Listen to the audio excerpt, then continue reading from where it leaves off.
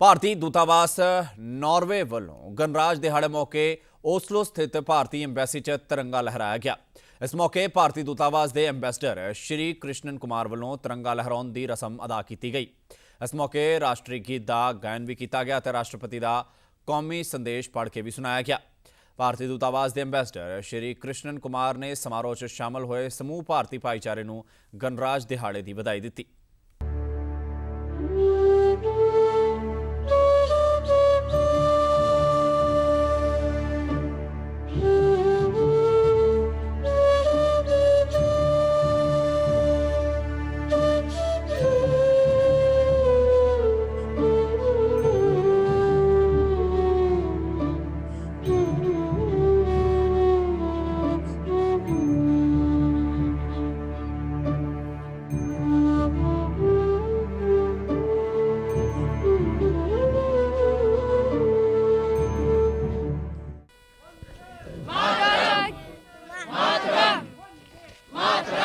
I welcome all of you to the Indian Embassy to celebrate the 70th anniversary of our Republic Day, and it's my honor to read out the President's address which was delivered yesterday on the eve of the Republic Day.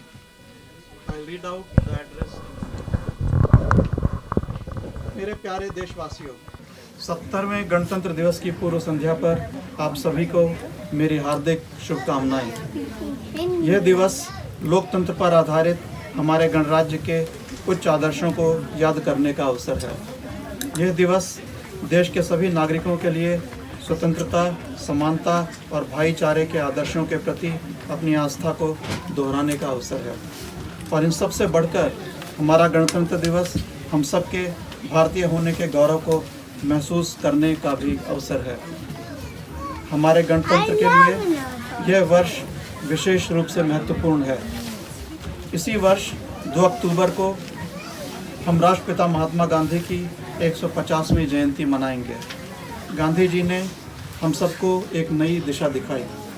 उन्होंने भारत ही नहीं अपितु Asia, Africa तथा दुनिया के कई अन्य देशों में साम्राज्यवाद को खत्म करने के लिए लोगों में आत्मविश्वास एवं प्रेरणा का संचार किया। अपनी संविधान सभा के माध्यम से हम भारत के लोगों ने अपने संविधान को अपनाया तथा स्वयं को समर्पित किया।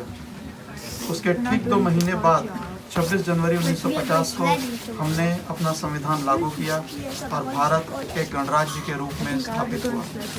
हमारा संविधान हमारे गणराज्य की आधारशिला है। यह एक दूरदर्शी और जीवंत दस्तावेज है। उच्च आदर्शों और देश प्रेम से ओतप्रोत संविधान सभा के विद्वान सदस्यों ने इसकी रचना की। देश गणतंत्र दिवस के अवसर पर संविधान की रचना के प्रमुख शिल्पी बाबा साहब डॉक्टर भीमराव अंबेडकर का योगदान विशेष रूप से स्मरणीय है। हमारा देश इस समय एक महत्वपूर्ण मुकाम पर है।